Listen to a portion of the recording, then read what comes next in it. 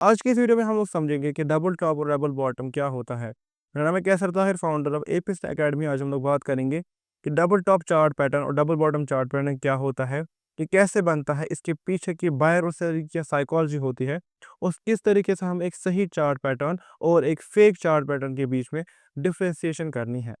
सबसे पहले अगर मैं बात करूँ, जो हमारे पास डबल टॉप होता है वो मार्केट के अपर साइड में बनता है और वो एक अप ट्रेंड को डाउन ट्रेंड बनाता है। ठीक है, एक बहुत ही कॉमनली और इम्पोर्टेंट चार्ट पैटर्न माना जाता है। डबल टॉप को हम लोग एम पैटर्न भी कहते हैं। अब हम डिटेल में समझेंगे कि डबल टॉप क्या बनता है, कैसे बनता है, और इसके पीछे की मार्केट साइकोलॉजी क्या होती है और किस तरीके से हमें इसके पर ट्रेड लेना है। सबसे पहले अगर मैं बात करूं डबल टॉप की, तो डबल टॉप के अंदर क्या होता है, मार्केट एक अप ट्रेंड में होनी चाहिए, यानी कि मार्केट के अंदर higher highs higher lows, higher highs higher lows बनने चाहिए। उसके बाद क्या होता है, जब मार्केट किसी पॉइंट पर पहुंचती है जहां पर या तो वो ओवरबॉट जोन में चली जाती है, या तो वहां पे कोई ऐसा फैक्टर आता है जिसकी वजह से मार्केट में इतनी डिमांड नहीं होती, इतने बायर्स नहीं होते कि वो प्राइस को फर्दर ऊपर ले जा सके। इसलिए क्या होता है, मार्केट जैसे एक स्विंग बनाती है तो रिट्रेसमेंट के बाद वो जो अपना प्रीवियस स्विंग का हाई है उसको नहीं तोड़ पाती। यहाँ पर ही इसलिए प्रीवियस स्विंग के हाई के पास रुकती है, बिकॉज जब मार्केट एक स्विंग के बीच में होती है ना, तो स्विंग का हाई जो हमारे पास एज अ रेजिस्टेंस होता है और स्विंग का लो जो हमारे पास एज अ सपोर्ट होता है। इसलिए जब मार्केट रिट्रेसमेंट करती है ना, तो वो अपने प्रीवियस स्विंग के हाई के रेजिस्टेंस से रेजिस्ट लेकर वापस नीचे आ जाती है इस तरीके से, और वो यहाँ पे रुक जाती है। ठीक है, उसके बाद जब ऐसा चार्ट फॉर्मेशन होता है, इस पॉइंट पर हम कहते हैं कि ये डबल टॉप बन गया है। यहाँ पर अब कुछ इंपॉर्टेंट बात याद रखनी है। कभी कभी क्या होता है, मार्केट इस तरह की स्विंग जाती है, रिट्रेसमेंट बनाती है, ऊपर जाती है, फिर हल्का सा नीचे आती है। कुछ लोग यहीं पे एज्यूम करके चलते हैं कि ये यहाँ पे डबल टॉप है, लेकिन फिर वो ऐसे ऊपर चली जाती है। ये भी एक किस्म का इंड्यूसमेंट या ट्रैप होता है। इसलिए आपको याद रखना है कि जब तक मार्केट स्विंग के रिट्रेसमेंट के बाद जब प्रीवियस स्विंग के हाई से रेजिस्टर ले, उसके बाद जब नीचे आए और इस पॉइंट तक ना आए, आपको एज्यूम नहीं कर रहा है कि यहाँ पे डबल टॉप बन गया है। और जब यहाँ पे ऐसा चार्ट पैटर्न का फॉर्मेशन होता है, तो इस पॉइंट पर हम लोग कहते हैं कि यहाँ पर ये जो जोन है ये यहाँ पे नेक लाइन है। ठीक है, अब नेक लाइन क्या होती है? नेक लाइन आपको बहुत सारे चार्ट पैटर्न्स के अंदर देखने को मिलेगा। नेक लाइन जो हर एक चार्ट पैटर्न का एक किस्म का सपोर्ट या रेजिस्टेंस होता है। मतलब जब नेक लाइन बनती है और प्राइस इसके ऊपर है, तो ये जो नेक लाइन है ये एज अ सपोर्ट जो है वो एक्ट करेगा। ठीक है, तो प्राइस यहाँ पे इससे सपोर्ट लेता है।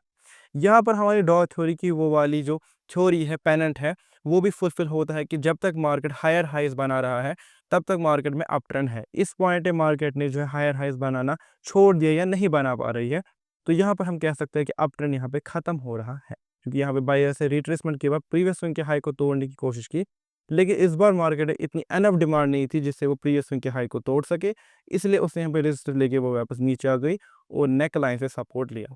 उसके बाद जब वो नेकलाइन को तोड़ती है, तो हमें पता है जब भी कोई डिमांड जोन या सपोर्ट टूटता है, तो ब्रेकडाउन के बाद वो next time as a resistance या सप्लाई जोन काम करता है। तो यहाँ पे क्या होता है, ब्रेकडाउन आता है, उसके बाद रिट्रेसमेंट आता है, क्योंकि जब भी किसी डिमांड जोन या सपोर्ट लेवल का ब्रेकडाउन होता है तो मार्केट वहाँ पे पुल बैक लेती है।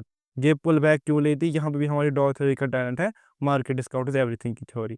तो यहाँ पे जो ये रिट्रेसमेंट आता है, यहाँ पे आपको लेनी है एंट्री। स्टॉप लॉस आपको देखना है कैंडल स्टिक के हिसाब से, या अगर आपने पूरा जोन मार्क किया है तो जोन के हिसाब से स्टॉप लॉस रखना है, और टारगेट आपका रहेगा नेक्स्ट जहाँ पे प्राइस सपोर्ट ले सकता है, वो आपका टारगेट रहेगा। तो ये रीज़न होता है डबल टॉप के काम करने का, क्योंकि मार्केट में एक पॉइंट के बाद इतनी डिमांड नहीं रहती कि वो स्विंग के रिट्रेसमेंट के बाद प्रीवियस स्विंग के हाई को तोड़े, इसलिए वो यहाँ पे नीचे आता है और यहाँ पे फिर सेलर डोमिनेंस में लेते हैं और फिर यहाँ से डाउन ट्रेंड चला जाता है। अब अगर मैं बात करूँ इसमें वॉल्यूम का आपका क्या ध्यान रहेगा या वॉल्यूम का आपका क्या ख्याल रखना है। हालांकि मेन आपका चार्ट पैटर्न के अंदर फोकस होना चाहिए पैटर्न के ऊपर, लेकिन फिर भी वॉल्यूम भी एक अहम रोल अदा करता है किसी भी चार्ट पैटर्न के अंदर। इसके अंदर क्या होगा, जब यहाँ से अप ट्रेंड होगा, मेनली मैं बात करूँ अगर स्विंग नंबर 1 की, तब आपको जो ग्रीन वॉल्यूम बार्स हैं वो इंक्रीज होते हुए देखने को मिलेंगे, क्योंकि कंटिन्यूस डिमांड प्राइस में बायर्स क्रिएट कर रहे होते हैं। उसके बाद जबकि स्विंग का रिट्रेसमेंट आएगा, बिकॉज अभी तक हमें नहीं पता होता है स्विंग नंबर 2 तक कि डबल टॉप बनेगा या रिट्रेसमेंट के बाद ये अपना अप ट्रेंड कंटिन्यू करेगा। तो जैसे ही स्विंग नंबर 2 बनती, वहाँ पे आपको रेड वॉल्यूम बार्स डिक्रीज होते हुए देखने को मिलेंगे, क्योंकि ये स्विंग नंबर 1 का रिट्रेसमेंट होता है। उसके बाद जब स्विंग नंबर 3 बनती है, तब आपको फिर से ग्रीन वॉल्यूम बार्स या तो फ्लैट या तो हल्के से इंक्रीजिंग ऑर्डर में देखने को मिलेंगे, बिकॉज यहाँ पे जो बायर्स होते हैं प्राइस को अपना अप ट्रेंड कंटिन्यू करने के लिए मजबूर कर रहे होते हैं, लेकिन मार्केट में इतनी डिमांड नहीं होती। इस वजह से आपको जो वॉल्यूम है वो या तो फ्लैट दिखेंगे या तो हल्के से इंक्रीजिंग ऑर्डर में दिखेंगे। उसके बाद जब स्विंग नंबर 4 बनती है ये वाली, इस बार आपको रेड वॉल्यूम बार्स हल्के-हल्के से इंक्रीज़ होते हुए देखने को मिलेंगे। ठीक है? उसके बाद जब रिट्रेसमेंट आता है, क्योंकि अब ये स्विंग नंबर 4 का रिट्रेसमेंट है, तो यहाँ पे आपको ग्रीन वॉल्यूम बार्स डिक्रीज़ होते हुए देखने को मिलेंगे। उसके बाद जब यहाँ से स्विंग नंबर 5 या जितना भी अब यहाँ से डाउन ट्रेंड कंटिन्यू होगा, तब आपको फिर से रेड वॉल्यूम बार इंक्रीज़ होते हुए देखने को मिलेंगे। जैसे यहाँ से स्विंग नंबर 1 के वक़्त ग्रीन वॉल्यूम बार्स इंक्रीज़ हो रहे थे। तो ये भी आपको वॉल्यूम का ध्यान रखना है, लेकिन मेन जो आपका फ़ोकस होना चाहिए, वो डबल टॉप चार्ट पैटर्न के ऊपर होना चाहिए। ऐसा चार्ट पैटर्न है जो कि काफ़ी powerful trend reversal chart pattern है और ये वो काफ़ी फ्रीक्वेंटली मार्केट के अंदर भी देखने को मिलता है। ठीक है? उसके बाद अगर मैं बात करूँ डबल बॉटम चार्ट पैटर्न की, वो डबल टॉप का उल्टा होता है। उसके अंदर क्या होता है कि मार्केट तो सबसे पहले इस तरीके से लोअर हाई लोअर लो बना रही होती है। उसके बाद क्या होता है, जब मार्केट प्रीवियस स्विंग का रिट्रेसमेंट करती है, तो रिट्रेसमेंट के बाद इस बार मार्केट या तो ओवरसोल्ड जोन में एक ऐसे लेवल पर पहुंच जाते हैं जहां पे इतनी अब सप्लाई नहीं होती है कि वो प्रीवियस स्विंग का लो तोड़े और डाउन ट्रेंड को कंटिन्यू करे। इसलिए क्या होता है, मार्केट प्रीवियस स्विंग के लो से फिर सपोर्ट लेती है और ऊपर यहाँ तक जाती है। जब ऐसा पैटर्न फॉर्म होता है तो इसको हम लोग डबल बॉटम चार्ट पैटर्न कहते हैं। उसके बाद क्या होता है, यहाँ पर हम लोग इस तरीके की लाइन खींचते हैं जिसको हम लोग नेकलाइन कहते हैं, और जब भी प्राइस नेकलाइन के नीचे होता है तो वो एज अ रेजिस्टेंस या आप कह सकते हैं सप्लाई जोन की तरह एक्ट करता है। उसके बाद जैसे इसका ब्रेकआउट होता है तो रिट्रेसमेंट आता है, सेम मार्केट डिस्काउंट एवरीथिंग की थ्योरी। और हमें पता है जब भी रेजिस्टेंस लेवल टूटता है तो next level as a support act करता है। यहाँ पे आपको लेनी है एंट्री, स्टॉप लॉस आपको फिर देखना है कि जोन के हिसाब से या तो कैंडलस्टिक के हिसाब से या बाकी टेक्निकल फैक्टर्स के हिसाब से। टारगेट आपका रहेगा नेक्स्ट ऐसे पॉइंट तक जहाँ पे प्राइस जो फिर से रेजिस्ट कर सकता है। यहाँ पे भी सेम वही थ्योरी है कि जब तक मार्केट लोअर हाइस लोअर लोज बना रही है तब तक डाउन ट्रेंड कंटिन्यू करेगा। अगर कोई ऐसा पॉइंट आता है जहाँ पे मार्केट में इतनी सप्लाई नहीं है कि वो प्रीवियस स्विंग का लो तोड़े, तो वहाँ से जो है ट्रेंड रिवर्सल आता है। ये भी हमें डॉ थ्योरी में सिखाया है। ठीक है? उसके अगर मैं बात करूँ कि डबल बॉटम के अंदर हमारे पास वॉल्यूम आपको क्या ध्यान रखने हैं। सबसे पहले जब यहाँ से स्विंग नंबर 1 होगी या ओवरऑल डाउन ट्रेंड होगा, तब आपको red volume bars increasing order में देखने को मिलेंगे। उसकी वजह स्विंग नंबर 2 होगा, क्योंकि ये स्विंग नंबर 1 का रिट्रेसमेंट है, तो यहाँ पर आपको ग्रीन वॉल्यूम बार्स डिक्रीज होते हुए देखने को मिलेंगे। उसकी वजह स्विंग नंबर 3 बनेगी, तब यहाँ पे या तो वॉल्यूम फ्लैट या हल्के से इंक्रीजिंग ऑर्डर में होंगे रेड कलर के, क्योंकि यहाँ पे जब स्विंग नंबर 3 बनती है, यहाँ पर डाउन ट्रेंड कंटिन्यू करने का कोशिश करता है, लेकिन इस बार मार्केट में इतनी सप्लाई नहीं होती है कि वो डाउन ट्रेंड कंटिन्यू कर सके। उसकी वजह स्विंग नंबर 4 बनती है, इस बार आपको हल्के-हल्के से जो है वो ग्रीन वॉल्यूम वाले इंक्रीज होते हुए देखने को मिलते हैं। उसकी वजह स्विंग नंबर 5 यानी कि रिट्रेसमेंट आता है स्विंग नंबर 4 का, यहाँ पर आपको रेड वॉल्यूम वाले डिक्रीज होते हुए देखने को मिलते हैं। उसके बाद जब यहाँ से स्विंग नंबर 6 या कंटिन्यू अप ट्रेंड बनता है, फिर से आपको जो है वो ग्रीन वॉल्यूम बार इंक्रीज होते हुए देखने को मिलते हैं।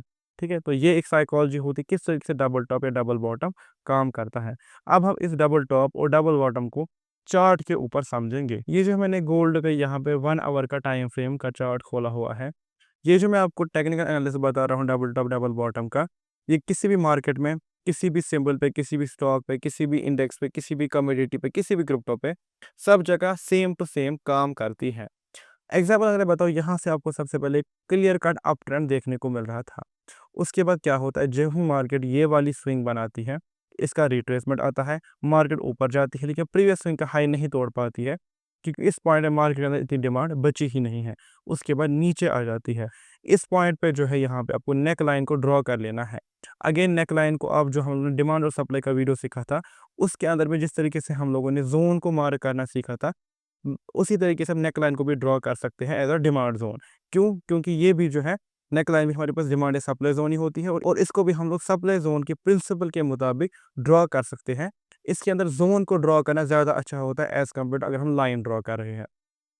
तो इस तरीके से जो हम लोग एक जोन को ड्रॉ करेंगे, उसके बाद क्या होता है, मार्केट जो इस जोन का ब्रेकडाउन देती है, रिट्रेसमेंट आती है, यहाँ पे आपको देखने को मिलता है क्लियर कट, आप कह सकते हैं हमारे पास यहाँ पे एक डोजी मिलती है, उसके उसकी कन्फर्मेशन कैंडल आप चाहे तो ट्रेड कर सकते हैं। उसके मार्केट जो सीधे नीचे गिर जाती है यहाँ तक। इस तरीके से आपको डबल टॉप पे देखना है।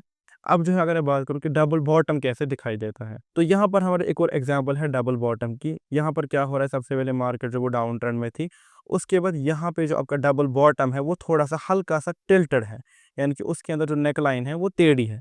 ये भी हमारे पास वैलिड होता है, इसके बारे में हम आगे और डिटेल में बात करेंगे। तो इसके बाद यहाँ पे आप इस तरीके से आप जो ज़ोन मार्क करोगे, यहाँ पे आया ब्रेकआउट, यहाँ पे आया रिट्रेसमेंट, यहाँ पे आपको देखने को मिला बुलिश हरामी कैंडलस्टिक पैटर्न, ये है उसकी कन्फर्मेशन कैंडल। यहाँ पे आप लोगे ट्रेड, इस तरीके से आपका ट्रेड जो है वो रहता, ठीक है। और स्टॉप लॉस आपका यहाँ पे रहता, उसके बाद मार्केट जो ऊपर शूट करी है इस तरीके से, ठीक है। तो ये जो है आपका ऑलमोस्ट 1:6.51 का जो है ट्रेड रहता। इस तरह से आप डबल बॉटम और डबल टॉप को देखेंगे। अब अगर मैं बात करूँ कुछ वेरिएशंस की जो कि डबल टॉप या डबल बॉटम के अंदर होती है। सबसे पहले जो डबल टॉप है वो इस तरीके से सीधा भी हो सकता है, जिसके अंदर आपकी जो नेक लाइन है वो फ्लैट होगी। डबल टॉप जो इस तरीके से भी हो सकता है, जिसके अंदर आपकी जो नेक लाइन है वो अप साइड में टिल्ट होगी। डबल टॉप जो आपका इस तरीके से भी हो सकता है, जिसके अंदर आपकी जो नेक लाइन है वो डाउन साइड टिल्ट होगी। सेम आपका डबल बॉटम में भी प्रिंसिपल अप्लाई होगा। जो आपका डबल बॉटम है वो ऐसे नॉर्मल भी हो सकता है, जिसके अंदर जो नेक लाइन है वो फ्लैट होगी। डबल बॉटम आपका ऐसे भी हो सकता है, जिसके अंदर आपकी जो नेक लाइन है वो अप साइड टिल्ट होगी। और डबल बॉटम आपका ऐसे भी हो सकता है, जिसके अंदर आपकी जो नेक लाइन है वो डाउन साइड टिल्ट होगी। ये सारे ही डबल टॉप और डबल बॉटम वैलिड होते हैं। तो आई होप आज की इस वीडियो में आपको समझा होगा कि डबल टॉप क्या होता है, ये कैसे काम करता है, इसके पीछे की मार्केट साइकोलॉजी क्या होती है और किस तरीके से हमें इसके ऊपर ट्रेड लेना है। मुझे उम्मीद है आपको आज का ये वीडियो पसंद आया होगा। अगर वीडियो पसंद आए, do let me in the comments. और आपको नेक्स्ट वीडियो किस टॉपिक पे चाहिए उसके बारे में आप कमेंट कर सकते हैं। मैं मिलता हूँ आपसे अगली वीडियो में, तब तक के लिए बाय बाय।